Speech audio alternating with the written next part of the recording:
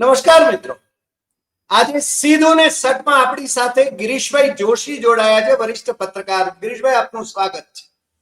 ધન્યવાદ. Girishbhai investigative journalist રહ્યા છે અને ગિરીશભાઈ જ્યાં જ્યાં જાય ત્યાંથી કંઈક નોખી વાત લઈને આવે છે. હવે આજે જે વાત કરવાની છે, ગાડીઓના વેચાણ ઘટ્યા, 64,000 નોકરીઓ ગઈ, 300 શોરૂમ બંધ થયા, પણ બેંક, વીમા અને સરકારની કમાણી વધી. આમાં તો એવું છે કે વર મરો, કન્યા મરો, ગોરનું તરભાણું ભરો, આવી પરિસ્થિતિ થઈ રહી છે. ગરીબ મારો, આદિવાસી મરો, પણ મારા મિત્રોનું તરભાણું ભરો. હવે મને લાગે છે કે આપણા દર્શક મિત્રો સમજી ગયા હશે કે આદિવાસી મરો પણ મિત્રોનું તરભાણું ભરો, સરકારનું તરભાણું ભરો. આ જે વાત છે એ ગિરીશભાઈ આજે માંડીને વાત કરવાના છે. ને ગિરીશભાઈ હંમેશા રિસર્ચ બેઝ વાત કરે છે, તથ્યાત્મક વાત કરે છે, એટલે ફેંકા ફેંક નથી કરતા. એટલે ગિરીશભાઈ, આજે આપનું સ્વાગત છે સીધું ને સટમાં. અને આ શું ખેલ છે? કારણ કે બધે ધારો કે ગાડીઓના વેચાણ ઘટ્યા હોય, 64,000 જેટલી નોકરીઓ ગઈ હોય, 300 શોરૂમ બંધ થયા હોય, અને છતાં બેંક, વીમા અને સરકારની કમાણી વધી હોય. ગિરીશભાઈ, આવું તો કેમ બને? તમે આજે જરા કઈ જુદા મૂડમાં લાગો છો. ગિરીશભાઈ, આ સમજાવો તો ખરા. ગિરીશભાઈ. ડોક્ટર સાહેબ, તમે જે વાત કરી ને એ જ બરોબર છે કે ગરીબ મરે, દલિત મરે, આદિવાસી મરે, પણ મારા મિત્રોના તરભાણા ભરે. અને એ પરિસ્થિતિ 2014 થી આપણે જોઈ રહ્યા છીએ. હવે એની અંદર ઊંડાણમાં ઉતર્યાથી ખબર પડી કે ભાઈ, કારણ કે નોર્મલી તમે જુઓ તો ઓટોમોબાઈલ સેક્ટર ધીમું પડી ગયું છે, એ બધાને ખબર. પણ એટમોસ્ફિયર એવો હતો કે ભાઈ ઈવી વ્હીકલ આવ્યા એટલે ઘટ્યા. પણ ઈ જો બધું ઘટ્યું તો સરકારની ઇન્કમ કેમ વધી? આ બધા સાવકારો કેમ થયા? આપણે એમ કીધું રશિયાથી સસ્તું તેલ લઈને અંબાણીએ વેચે અને ઈ સાવકાર થઈ ગયો, અદાણીને પોર્ટ મળ્યા, ઈ સાવકાર થઈ ગયો. પણ ઈ બધાના પૈસા એ લોકો પાસે આવ્યા ક્યાંથી? ઈ ભર્યા કોણે? હવે તમે મોટા મોટા આંકડા જોવા જઈએ તો મારુતિનો સેલ્સ જે છે એ 51.7 માંથી 41% થયું, 10% જેવું ઈ ઘટ્યું. હુન્ડાઈનું 17.5 માંથી 14.5 થયું. ટાટા અને મહિન્દ્રા બે એવા હતા જેમનો થોડો ઘણો વધારો થયો, કારણ કે એમના કોમર્શિયલ વ્હીકલ્સનો સેલ વધ્યો હતો. એનું શું કારણ છે એ હું તમને કહીશ. પછી હોન્ડા છે, એ તો 7 માંથી 1.6% ઉપર આવ્યું. રિનોલ્ટ ગાડી હતી 4.5 માંથી 1% ઉપર આવી. એમાં તમે જો તો એ વચગાળાની અંદર બહુ હોશિયાર કંપનીઓ જે ભાપી ગઈ હતી કે શું થવાનું છે, એમાં જનરલ મોટર્સ, ચેવરોલેટ અને ફોર્ડ ભાગી ગયા. કારણ કે એમને ખબર હતી કે આપણે તો નફા ઓછા કરવાના છે, દેવાના સરકારને છે, એટલે ઈ ગણતરીમાં એ લોકો સરકી ગયા હતા. પણ એની સામે તમે કમ્પેરિઝન બીજું જુઓ તો તમને નવાઈ લાગશે કે કોના કોના આવક વધી. હવે તમે જો ડિવિડન્ડ જોવા જાઓ તો ડિવિડન્ડ એટલે સરકાર, આ લોકો જે કમાણી કંપનીઓ, એ લોકોએ ડિવિડન્ડ કેટલા કેટલા આપ્યા છે. હવે એની અંદર મૂળ વાત તમને કહી દઉં કે 3 કારણ બેંકોએ ક્યાંથી નફા કર્યા. 11 પબ્લિક સેક્ટર બેંકોએ 2020 થી 25 ની અંદર 8,963 કરોડ રૂપિયા ખાલી તમારી મિનિમમ બેલેન્સ ન રાખવાની પેનલ્ટીમાં કમાણા છે. 2024 એકલામાં તમે ફિગર જુઓ તો 2,331 કરોડ. એ તમે ખાલી 10,000 માંથી 9,000 થયા હોય તો એ પેનલ્ટી લે તમારા 300 રૂપિયાની. પછી તમે જુઓ તો 3 પ્રાઇવેટ બેંકો જે હતી એ લોકોએ પણ આડાવડા ઈ પેનલ્ટી લગાડીને 11,500 કરોડ કમાણા. આ બધા બેંકના જે નફા દેખાણા, એનો ડિવિડન્ડ સરકારને મળ્યો. પછી આપણે જોઈએ તો જે તમે ડિવિડન્ડની આપણે વાત કરીએ તો મારુતિ સુઝુકીએ 2014માં જે 12% ડિવિડન્ડ આપ્યું હતું, એને 2024માં 125% આપ્યું. ટાટા મોટર્સે એના કેલ્ક્યુલેશનમાં 6% હતા, એટલે 6% રહ્યા, કારણ કે એ લોકો કાગળિયાની અંદર બહુ કઈ ગડબડી ગોચાકારી કરવા માનતા નથી. મહિન્દ્રા એન્ડ મહિન્દ્રાએ 13% આપ્યા હતા 2014માં, એને 24માં 21% ડિવિડન્ડ આપ્યું. બજાજ ઓટોએ 50% આપ્યું હતું, એના તમે ઓટો રિક્ષાનું પ્રમાણ માનતો તો એને 2024માં 210% ડિવિડન્ડ આપ્યું. હવે આ જે બધું વધ્યું એની પાછળનું કારણ તમે સેલ્સ ઘટ્યા છે. હવે બીજી બાજુ તમે જોવા જાવ તો ઇન્સ્યોરન્સ કંપનીઓએ પણ લાભ ઘણા લીધા છે. એમાં મેઇન એડવાન્ટેજ શું હતું કે જે 28% તમે ઓટોમોબાઈલ ઉપર ટેક્સ લગાડી રાખ્યા હતા, એનામાં તમારે 2022માં તમારા સ્ટેટના સબસિડાઇઝ બંધ થતું હતું, કે જે લોસ હતું એ રિકવર તો 30 જૂન 82 સુધી હતું. તો એના એવજમાં સેન્ટ્રલ ગવર્મેન્ટે સેસ લગાડવાનું ચાલુ કર્યું. એ લોકોએ નાની કાર ઉપર 1%, પછી 1200 સીસી ની ઉપર હતો એના પર 3%, 1500 સીસી ની ઉપર હતા એના પર 17%, એસયુવી ઉપર 22% અને બીજા વ્હીકલ્સ ઉપર. એટલે આવી રીતે કરી અને એ લોકોએ સેસમાં પણ ઇન્કમ વધારીને સેન્ટ્રલ ગવર્મેન્ટે પૈસા ભેગા કર્યા. તમારો સેલ ભલે ઘટ્યો પણ એની વેલ્યુ વધી ગઈ. પછી તમે જોવા જાવ તો મોટી ઇન્કમ એ લોકોને ટોલમાંથી થઈ છે. તમે ટોલ નાકો 2014માં જેની રેવન્યુ હતી 17,000 કરોડ હતી, અત્યારે 2025માં એ લોકોની 85,000 કરોડ છે અને 4 થી 5% એવરેજથી એ લોકો દર વર્ષે ટોલ વધારતા ગયા છે. હવે આની અંદર પણ એક ગેમ કેવી છે કે નેશનલ હાઈવે પોતે ટોલ ચલાવતો હોય તો એને જીએસટી ન લાગુ પડે, પણ જો તમે થર્ડ પાર્ટી ઓપરેશન માટે ટોલ આપો તો એને 18% જીએસટી લાગે. એટલે તમે આઉટસોર્સિંગ કરીને પણ કેમ કમાવું? એટલે આજે તમારે બધા ષડયંત્રો જે કરેલા છે ને, આ વ્યવસ્થિત ટેક્સેશન સિસ્ટમ નથી, આ લૂંટ છે. એટલે આની અંદર એક બહુ ઇન્ટરેસ્ટિંગ, પછી મને એક ચાર્ટર્ડ એકાઉન્ટન્ટ થી વાત કરતો હતો તો મને અમુક બહુ સારા ડિટેલ્સ મળ્યા કે આ લોકોએ ટ્રક ઉપર, મોટા વેહિકલ કોમર્શિયલ છે એના ઉપર એ લોકોએ 28% જીએસટી લગાડ્યું. હવે આની અંદર આખી એક મોટી ગેમ થઈ. એની અંદર નાના ટ્રક વાળા કેમ બરબાદ થઈ ગયા અને કરોડપતિઓ કેમ કમાણા, એ એક મોટો કેસ છે. 28% જીએસટી એટલે તમે 15 લાખ રૂપિયાની એક ટ્રક પકડો તો 4,20,000 રૂપિયા એને જીએસટીમાં આઈટીસી મળે. એટલે ઇનપુટ ટેક્સ ક્રેડિટ જે એને મળે છે એ એક ગાડી ઉપર 4,20,000. સડનલી એવું થવા માંડ્યું કે મોટી મોટી કંપનીઓ જેની ટ્રાન્સપોર્ટ કંપની હતી, શિપિંગ કંપની હતી, મિલો હતી, બીજું બધું હતું, એ લોકોએ 100 ગાડીઓ એક ભેગી છોડાવી, કારણ કે બેંકને તો 100% ફાઇનાન્સ કરવાનું હતું. હવે એ જે એને 100 ગાડીઓ છોડાવી એટલે 4,20,00,000 રૂપિયાનું એને આઈટીસી મળ્યું, જે એ બીજા ધંધામાં એનું રિકવર કરી શકે. હવે આ જે પૈસો ક્રિએટ થયો, એટલે મેં ટ્રક લીધી, મને 28% જીએસટી નું જે આઈટીસી મળેલું છે, એટલે હું તમારાથી ટ્રાન્સપોર્ટના સામાનમાં જીએસટી લઈશ પણ મારે ભરવાનું નથી.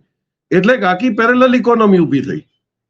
એટલે તમે સમજો કે આજે આખો ઓલ ઇન્ડિયા ષડયંત્ર થયો, એમાં નાના ટ્રક વાળા ગુમ થઈ ગયા અને મોટા બિઝનેસમેનોએ 100 ને 150 ના હિસાબે ટ્રકો કાઢી, કારણ કે ફાઇનાન્સ પણ તો બેંક થી લેવાનું હતું, એમનું કઈ નથી, પણ એમને આઈટીસી નો ફાયદો થતો હતો. એની અંદર બેંકોનું પણ તમે જુઓ તો રેવન્યુ વધ્યું. ઇન્સ્યોરન્સ કંપનીની પણ પરિસ્થિતિ એવી જ છે. ઇન્સ્યોરન્સ કંપની પણ તમારે રેવન્યુમાં જે વધારતા જતા હતા, એમાં કમ્પલસરી તમારે જુઓ તો ગાડીઓના ઇન્સ્યોરન્સ તમે કમ્પલસરી કર્યા. એક દિવસ પણ જો લેટ થાય તો તમારી પેનલ્ટી થાય, અને ઓનલાઈન હોવાથી તમને રસ્તા ઉપર ઉભેલો એક મામૂલી કોન્સ્ટેબલ પણ એ જોઈને કહી દે કે તમારો ઇન્સ્યોરન્સ એક્સપાયર થઈ ગયો. એટલે કમ્પલસરી રિકવરી, જેને આપણે એમ તો ઉગાઈ જ કહી શકીએ હિન્દીમાં, કે આ ઉગાઈ જ કરે છે આ લોકો રીતસર. એટલે આ બધા ફેક્ટરોની અંદર તમારી કંપનીઓ કમાણી વધારીને, એટલે ડિવિડન્ડ સરકારને મળ્યું, એને લાભ થયો. બેન્કિંગની અંદર ચાર્જીસ ઠોકીને જે લીધા, ટોલ નાકા વાળાએ મનવસી રીતે વધાર્યા છે અને એ બધા ભોગવે છે, બધાને ખબર છે. જે 5 વર્ષથી ટ્રાવેલ કરતા એને ખબર હોય, મારા ત્યાંનો ટોલ નાકો 35 રૂપિયાનો આજે 85 રૂપિયા છે 5 જ વર્ષમાં. એટલે આ જે પરિસ્થિતિઓની અંદર આજે લૂંટ ચલાવી રહ્યું છે, એને કોઈ ફાઇનાન્શિયલ સેક્ટર ડિસ્કસ નથી કરતું. આ તો રિલાયન્સ આટલું કમાણું, અદાણી આટલું કમાણું, પણ ગરીબ માણસના પૈસા જેમ સ્ક્વીઝ થઈને જઈ રહ્યા છે. અને કોમ્પિટિશન કમિશન ઓફ ઇન્ડિયા જે છે એની મૂળ જવાબદારી એ છે કે તમે અનઇવન કોઈનાથી પૈસા ન લઈ શકો. એ તો નદાર જ છે. કોમ્પિટિશન કમિશન ઓફ ઇન્ડિયા તો જીવતું જ નથી. એટલે આનો અર્થ એ થયો ગિરીશભાઈ કે આ સમાંતર અર્થતંત્રનું લૂંટવાનું ષડયંત્ર થઈ રહ્યું છે. જી જી જી. એટલે કરોડપતિઓને લાભ છે. મેં આપને જેમ ટ્રકમાં લાભ કીધો કે આજે મારી એક ટ્રક હોય તો મારે તો આઈટીસી મળે નહીં, એટલે હું ક્યાં એને વસૂલ કરવા જઈશ. એટલે મોટાઓને લાભ આપ્યા. અને હવે અત્યારે પ્રેશર આવ્યું તો એ ટ્રકની અંદર તમે અત્યારે 28 માંથી 18 કર્યા, પણ આજે તમે 10 વર્ષ કમાણા, એ બધાનું આઈટીસી લેવાનું અને પૈસા ગયું. ડીઝલની અંદર પણ તમે મોટી ગાડીમાં, ટ્રકમાં કેવું છે 13 સીટ થી વધારે જો તમે બસ લ્યો તો તમને આઈટીસી મળે, જીએસટી બેનિફિટ. એના નીચે એટલે નાનો ટેક્સી વાળો કે નાનો એકલી ગાડી ચલાવવા વાળાને કોઈ બેનિફિટ નથી. એટલે નાનાને જ મારી નાખવાના છે. એટલે આપણે એમાં આદિવાસી એટલે કીધા કે તમે જંગલો લઈ લીધા, જંગલો વેચશો, એ લાકડા ઉપર તમે જીએસટી કમાવશો, તમે ટેક્સ ભરશો, એ આ લોકોને શું મળશે? આ લોકોને તો મફતમાં ખાલી કરીને વધારે કઈ કરશે તો ગોલી મળશે કે લાઠી મળશે. એટલે આ જે અન્યાયનો એક માપદંડ છે એને બહુ વ્યવસ્થિત રીતે ખતમ કરવાની જરૂર છે. કારણ કે સોશિયલ એક વેલફેર સ્ટેટ આપણે ઇન્ડિયામાં જઈએ તો આપણે જેમ યાદ કે તમે જુઓ ધર્મની અંદર પણ એક દસવંતનો નિયમ કરેલો હતો, અને દસવંતના નિયમ લગભગ બધામાં છે, મારવાડીઓમાં છે, સરદારોમાં છે. એ લોકો જે કમાય એનો 10% ગુરુને આપે, પણ ઈ જુએ કે એનો ઉપયોગ કેવો થાય છે. આજે ગુરુદ્વારામાં જે દસવંત અપાય છે એના 1 કરોડ માણસો આખા હિન્દુસ્તાનમાં જમે છે, એના લંગર ચાલે છે. મારવાડીઓનો જે બી છે એ લોકો ધર્મશાળા પેલા જૂના જેમ બનાવતા એમ અત્યારે એ લોકો પોતાની હોસ્પિટલો બનાવે છે કે ફ્રી મેડિકલ કેરના સેન્ટર્સ ચલાવે છે. તો આ જે બધા કરોડપતિ થયા છે એ લોકોનો સોશિયલ કોર્પોરેટ રિસ્પોન્સિબિલિટીમાં શું કામ છે એનું કોઈ ઇન્સ્પેક્શન જ નથી ને એનું કોઈ ચેકિંગ નથી. એટલે અત્યારે તો અમેરિકાના જે પેલા જે અમેરિકાની અંદર જે કોન્સેપ્ટ આવ્યો છે કે બફેટે આટલું દાન કર્યું, આટલું દાન કર્યું, પણ એ તો ધંધા તરીકે થઈ રહ્યું છે. આપણે ત્યાં અંબાણી ધારો કે ફાઉન્ડેશન ચલાવે અથવા તો હરકિશન દાસ હોસ્પિટલ લઈ લે અને પછી છે ને તો ધંધો જ કરે છે. કચ્છનો આપને દાખલો દઈ દઉં કે વાજપેયી આવ્યા ભૂકંપ પછી એમણે કીધું એશિયાની પહેલી હોસ્પિટલ બની જે અર્થક્વેક પ્રૂફ હતી. એ જમીનથી અધર હતી, એની સિસ્ટમ્સ કરેલી હતી. હવે ઈ વ્યવસ્થિત ચાલતી હતી એક તો ડિસ્ટન્સના હિસાબે, પણ પછી અદાણી સાહેબને હોસ્પિટલ અપાણી, એને મેડિકલ કોલેજમાં કન્વર્ટ થઈ જે 300 સીટો હતી. હવે ઈ તમે એની અંદર ઓન એન એવરેજ, હું એના પર ઇલ્ઝામ નથી લગાડતો, પણ એક ગણતરી માટે તમે સમજો કે 1 કરોડ રૂપિયા તમે કેપ્ટેશન ફી લીધી હોય અને પછી તમે મહિને 6,000 રૂપિયા એ છોકરાને સ્ટાઇપન્ડ આપો, તો આ તો પછી ગાભો થઈ ગયો એમ કે અમારા કચ્છીમાં કે ભાઈ દૂધ તો ગાભો જ પી ગયો, માલિકને તો કઈ મળવાનું નથી.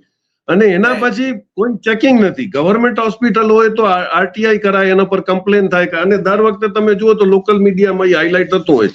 આવી રીતે તમે લોકલ બધી પ્રાઇવેટ હોસ્પિટલ્સને જે રીતે રાઇટ્સ આપ્યા, અને હમણાં જ આપે જોયું કે બરોડામાં બી બધી જે હોસ્પિટલોની અંદર કૌભાંડ થયા કે તમે કીધું 5 લાખ રૂપિયાનું તમે પ્રધાનમંત્રી વીમા યોજના ને ઓલું મેડિસિનની ફેસિલિટી તમે આપી, એ લોકોને તો પેશન્ટને પહેલી વારમાં જ 5 લાખ રૂપિયા પૂરા કરી નાખતા હતા 50 બીમારો દેખાડી. એટલે ષડયંત્ર કરી કેમ થઈ શકે લીગલી, એના જે તમે બધા પાયકા ખોલી આપ્યા હતા, that was very dangerous. અને આજે ઇકોનોમિકલ જો બેકડ્રોપ થઈ રહ્યું છે બીકોઝ ઓફ યોર માલ પ્રેક્ટિસીસ. જી પણ મને લાગે છે ગિરીશભાઈ આ દિશામાં વધુ સંશોધન અને વધુ વિગતો બહાર આવવી જોઈએ, મીડિયાએ પણ આ ઉપાડવી જોઈએ બાબતો. પણ મને લાગે છે ગોદી મીડિયા ભલે ન એને આ મુદ્દાઓને ન લે, કારણ કે એ તો પાછા સરકાર સાથે સંતોષ ધરાવનારા મુદ્દાઓ છે. અને તમે બહુ સરસ ઉદાહરણ આપ્યું ભુજની અદાણી ને અપાયેલી આ સરકારી હોસ્પિટલની વાત. મને લાગે છે બધે પણ એ થઈ રહ્યું છે. સરકારે ખર્ચ કરીને એરપોર્ટ તૈયાર કર્યા, એરપોર્ટ બાંધ્યા અને પછી જેને પ્રાઇવેટને ચલાવવા માટે આપી દીધા. મને લાગે આ આખું એક ષડયંત્ર જ ચાલી રહ્યું છે. પબ્લિક સેક્ટર યુનિટને ખતમ કરી નાખવાના એ અને પ્રાઇવેટના હાથ મજબૂત કરવાના. મને લાગે છે કાલ ઉઠીને ભારત સરકારને પણ એ લોકો જેને પ્રાઇવેટ એન્ટરપ્રાઇઝને ચલાવવા માટે આપી દેશે તો મને બહુ આશ્ચર્ય નહીં થાય. કારણ કે આ જો આવું ને આવું ચાલ્યું તો બીજો દેશ, અને અત્યારે આમ તો ટ્રમ્પભાઈ જ આપણી સરકારને ચલાવે છે એવું લાગે છે, કારણ કે એ જે ડિક્ટેટ કરે છે એ છે ને ભાઈ અત્યારે કરી રહ્યા છે. આપણે ગયા એપિસોડમાં ડિસ્કસ કર્યું કે જેટલું પણ આપણે મુવમેન્ટો કરી અફઘાનિસ્તાનમાં અમેરિકાને ખુશ કરવા, એ 2 વખતે બીજેપીની સરકાર હતી. નહીં તો આપણે ઘણા બધા હેલ્પ કર્યા હતા, પણ આપણે જાહેર કરી નતું. હા યસ, એટલે એ તો આપણને ખબર પડે છે કે ડિક્ટેટ ક્યાંથી આવી રહ્યું છે અને શું કામ આવી રહ્યું છે. આજે તમે જો કે હવે બધું ષડયંત્ર ખુલ્લું પડતું જાય છે કે આખી દુનિયાની અંદર રેર અર્થ મટીરિયલ ઉપર જે લડાઈ થશે એની અંદર કયા સમીકરણો ક્યારે બદલાશે એના પર કોઈ ભરોસો નથી. તો કાં તમે એક સાઈડ પકડી લ્યો, અને દુર્ભાગ્યની વાત છે કે આપણી પાસે એટલા બધા રેર અર્થ મટીરિયલ છે, પણ તમે એની અંદર આપણે આદિવાસીઓને ભાગ દેવા કરતા, એને કોઓપરેટિવ બનાવીને એમને ભેગું લેવા કરતા તમે એમ સમજો છો કે બધું મફતમાં લઈ અને આપણા મિત્રોને આપી દેવાય અને એ લોકો કરોડો રૂપિયા કમાય. આ એક સોશિયલ એપ્રોચ નથી એમ. એટલે આવું ઘણું બધું થશે. આપણે મણિપુર જોઈ લીધું. જેમ જી આપણે ત્યાં પણ આવે તો બહુ આશ્ચર્ય પામવા જેવું નથી. પ્રો રેટા નોકરીઓ જો નહીં મળે ભવિષ્યમાં, તમે આજે રેલવેની પરિસ્થિતિ તમે જોઈ લ્યો. આ તો થેન્ક્સ ટુ ગોદી મીડિયા કે કેતા નથી, મેક્સિમમ જો રેલવે એક્સિડન્ટ થયા હોય તો હવે તમે એની અંદર પરિસ્થિતિ જુઓ તો એક પ્રેક્ટિકલ દાખલો દઈ દઉં કે પહેલા તમે જાતા first AC, second AC, third એસીમાં તો એમાં 2 એટેન્ડન્ટ હતા. એક તમને સર્વિસ આપે અને બીજો તમારું લેટ્રિન બાથરૂમ સાફ રાખે. આમને આવતા હવે રેલ મિત્ર ડિક્લેર કરી અને 2 માંથી 1 રાખ્યો. હવે જે માણસ તમને ખાવાનું સર્વ કરવા માટે આપે છે ઈ લેટ્રિન બાથરૂમ સાફ કરવા નથી, એટલે અહીંયા એક આખું ડિસ્પ્યુટ ઉભું થયું. એટલે હવે તમે પોઝિશન જુઓ તો કે રેલવેની હાલત કથળતી જાય છે. એ લોકોને ત્યાં કોઈ સર્વિસીસ માટે મળતા નથી. પછી તમે એક પ્રાઇવેટ ટ્રેન ચાલુ કરી દીધી. હવે પ્રાઇવેટ ટ્રેનો એક ઈશારો જ છે. હવે તમે એમ કીધું કે ભાઈ તમે એક ટ્રેન ભાડે લઈ શકો છો, એક કોચ ભાડે લઈ શકો છો. એટલે કરપ્શન પબ્લિક સેક્ટરમાં નહીં આવતું, કંટ્રોલ નથી થતું, એટલે તમે એને પ્રાઇવેટ કર્યું. પણ પ્રાઇવેટ એક્સટોર્શન કરે છે એની ઉપર તમારો કંટ્રોલ નથી. અમને એક રેલવેના અમારા ARM હતા મિત્ર, ઈ લોકોને કોઈક વાર અમને ત્યાંથી અમારા કચ્છમાંથી મીઠાના રેક બહુ જાય, કારણ કે મીઠાનું લગભગ 75% પ્રોડક્શન ત્યાં કચ્છમાં થાય. એટલે એ લોકોએ વચમાં એમને રિપ્રેઝન્ટેશન આપ્યું કે ભાઈ અમને તમે રેક આપતા નથી. હવે સરકારી રેક જો ન મળે તો એ લોકો પ્રાઇવેટ રેક લે તો એની અંદર ગવર્મેન્ટ સબસિડી આપે. એટલે આ કોઈ ખેલ કરી રહ્યા હતા કે ભાઈ રેક આપે ત્યારે ટાઈમસર મીઠું ભરાય નહીં, એક ઊભું હોય ત્યાં સુધી બીજી કંપની રાડારાડ કરે, એટલે કે ભાઈ હવે મારી પાસે નથી તો પ્રાઇવેટ મંગાવો. એટલે આખો એક તમે વિચારો પ્રાઇવેટને હાથમાં આપશો તો ઈ એનો નફાની જ પ્રાયોરિટી જોશે, એના મનમાં કોઈ સોશિયલ સિક્યોરિટી નથી હોતી. એટલે જે સેક્ટર તમને કંટ્રોલ રાખવા પડે, આજે નેહરુ એક સિસ્ટમ કરી ગયા હતા અને આ સિસ્ટમ બહુ સક્સેસફુલ ચાઇનામાં 20 વર્ષથી ચાલે છે. પ્રાઇવેટ ઇન્વેસ્ટમેન્ટ છે, પ્રાઇવેટ ત્યાં કરોડપતિઓ છે, પણ ultimately the final decision of rates is taken by the government. આજે ઈ તમે જો 10 વર્ષની અંદર મારી કોસ્ટ 100 ગણી વધી જતી હોય, આ ટોલ નાકા જો આપણે કહેજો કે 17 માંથી 85,000 રૂપિયા જો 5 વર્ષમાં વધી જતા હોય તો એના ઉપર કંટ્રોલ કોનો? અને એ છતાં હડતાલ કર્યા પછી પણ તમે જો તો રોડની પરિસ્થિતિઓ એટલી ખરાબ છે તો નો ટેક્સ ઈ નિયમ છે. જો રોડ બરોબર ન હોય તો એ લોકોને એક્ઝામ કરવાનું. ઈ તો હિન્દુસ્તાનમાં ક્યાંય જોયું નથી. ઓફિશિયલ NHI નો રૂલ છે કે તમારે 20 મીટર સુધીની લાઈન થાય ત્યાં એક પીળી લાઈન હોય છે. પીળી લાઈનની બહાર જો ગાડીઓ ભેગી થાય તો એમને ટોલ ખોલી નાખવાનું છે. એની બહાર ઈ તો બાકાયદા એના રૂલમાં છે, પણ હાઉ મેની ફોલો ધેટ? એટલે આ જે સિસ્ટમ છે કે અવેરનેસ પણ નથી અને એટલે જ પબ્લિકને ભણતર નથી આપવો કે ભણે તો રિએક્ટ કરે. અને આપણે બહુ એજ્યુકેટ કરવા જાશું તો કદાચ આપણી ચેનલ બંધ થઈ જશે. રાઈટ. નહીં, આપણે એજ્યુકેટ કરશું જનતાને. આપણે જે થવાનું હોય એ થાય. ગિરીશભાઈ, આ છે કારણ કે આપણે સાચી વાત ટકોરાબંધ વાત કરીએ છીએ. તમે જે ધારો કે મુદ્દાઓ લઈને આવે છે, અભ્યાસ પણ તમે ડોક્યુમેન્ટેડ આખી વાત કરી છે અને તમે આ અભ્યાસ કરીને આ જે પ્રકારનું લૂંટનું ષડયંત્ર ચાલી રહ્યું છે એને આજે જેને ઉજાગર કર્યું છે એ બદલ આપનો ખૂબ ખૂબ આભાર અને ફરી મળીશું નવા એપિસોડમાં નવા વિષય સાથે. નમસ્કાર.